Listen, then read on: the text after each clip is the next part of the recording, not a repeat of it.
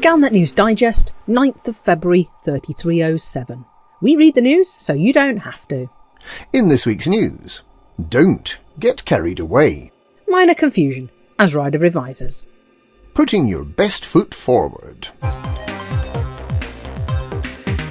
Don't get carried away.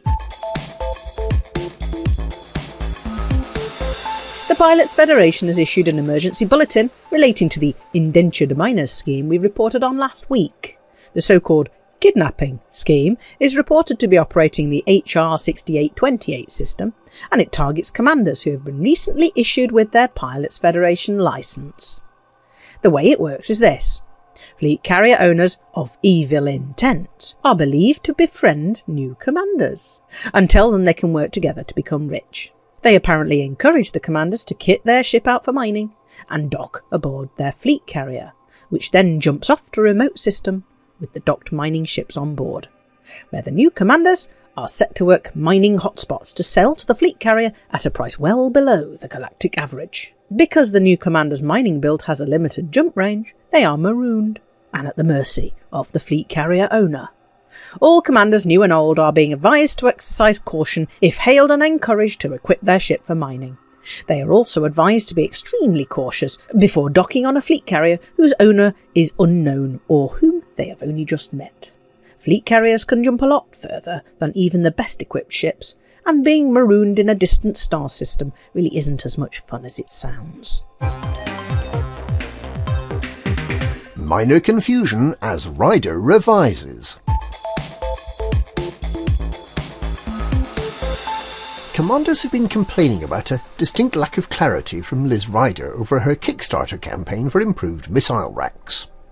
In a hurried post made on the Pilots Federation forum, but not available in the information provided in commanders' cockpits or in starports, Commander Paul Crowther, a spokesperson for Liz Ryder, changed the rules of engagement in two important ways that are extremely likely to cause significant discontent in the ranks.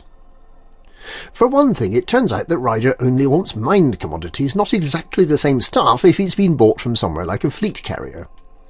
This is presumably because she wants the equivalent to fresh dew-covered flowers cut freshly from the icy or metallic ring garden. Not ones picked up hurriedly at the fleet carrier convenience store. It's just not the same.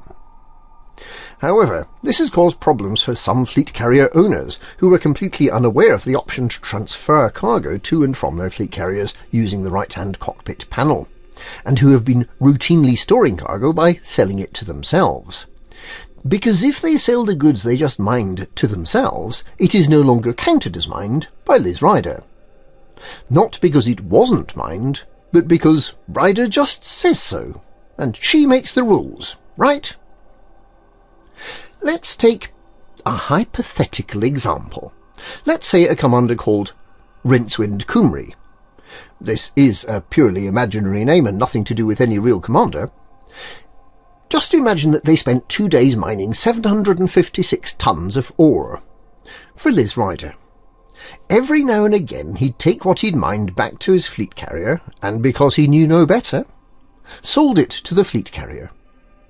When he had enough ore, he jumped over to Eurobia, bought the ore back from his own fleet carrier, flew it into the starport and sold it. And got no credit or acknowledgement from Liz Ryder whatever.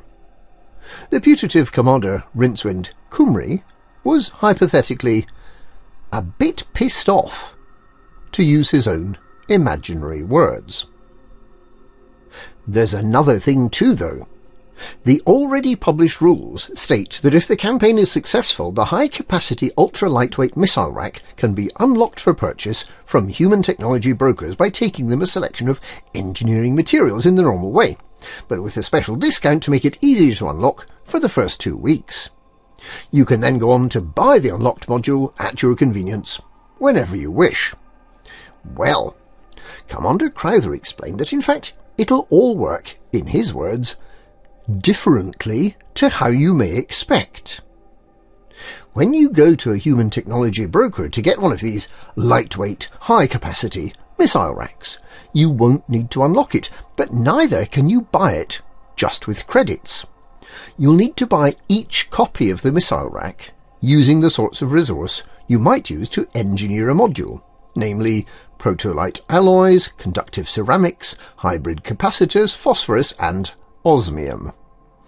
This is because this is a very special engineered module, not the common or garden muck you normally get at a human technology broker, and Liz Ryder still needs the materials used to do the engineering. There will be steep discounts on the amount of materials needed in the first 2 weeks. So if you want one, make sure you're in the queue on the 12th of February with all the engineering materials you need plus the osmium. Who thought it would be a good idea to require osmium? And in entirely unrelated news, Fleet Admiral Lucas Vincent has been found guilty of trying to assassinate President Halsey and has been sentenced to life imprisonment, while accomplice and CEO of Core Dynamics, Jupiter Rochester, has fled the Federation and set up shop in the permit-locked HIP 54530 system, along with loyal Core Dynamics employees as the Jupiter Division. Rochester has apparently started calling himself Supreme Executive Rochester, and plans to prove in due course that corporate governance is the best sort of governance. He's likely to start launching electric roadsters into space on rockets next. Putting your best foot forward.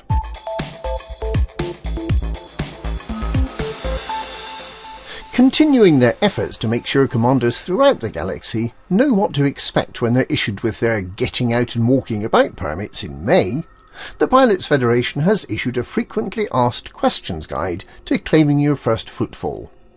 Here's what they said. Question: will I be able to disembark on every planet I land on? You can get out your ships and SRV and explore the galaxy on foot, but you can only do this if you can actually survive on the planet you parked up on. If it's a 10G planet, you couldn't get up and walk about, even if you wanted to, because you'd weigh the best part of a ton. If the temperature's high enough to reduce you to a small charred pile of soot the moment you open the airlock hatch, then no, you will not be able to get up and walk about. Is first footfall available to be claimed for every planet? What year do you think this is? We've been exploring the galaxy for more than 1,300 years. If you turn up at a planet that has humans already living in planetary outposts and settlements on the surface and try to claim you're the first person to ever set foot there, you are going to be laughed off the planet. Planets and moons in occupied systems and some bodies of historical interest can safely be assumed to have already been first-footed. We'll be able to land on planets with thin atmospheres for the first time. How many more planets will that be? There will be billions of new landable planets, roughly 20% more than the billions you can already land on. If I don't start walking about on planets as soon as I can buy a permit, will I still be able to experience first footfall? What about commanders with the PS and Xbox flight control systems? There are 400 billion star systems in the galaxy. Commanders have arrived, however briefly, in 201 million of these systems. It'll be a few tens of thousands of years before we start running out of planets waiting to be discovered. How quickly will we see our first footfall award? As soon as you step on the planet, you can see your first footfall accolade on the system map, alongside the names of the commanders who first discovered and landed on the planet. Is there a limit to the number of places I can get first footfall on in an hour? Yeah, the number of planets you can get your feet on is limited by the physical constraints of the universe. Can first footfall achievements be disputed? If commanders claim to have walked on a planet, but were only pretending, then they may be asked to give back their award. If I change my name, will the first footfall change with it? No. The first footfall is an historical record, and it will be recorded with your name as it was at the time of first footfall. Commander Fart Banana. What happens if two people disembark first at the same time? In the same way that Buzz Aldrin made way for Neil Armstrong to be the first man on the moon, there will always be one person who was first down the ladder. The first footfall accolade will not be shared. What happens if I die on foot? And that's the end of this week's Ask Me Anything. Come back next week for more grippingly inconclusive answers.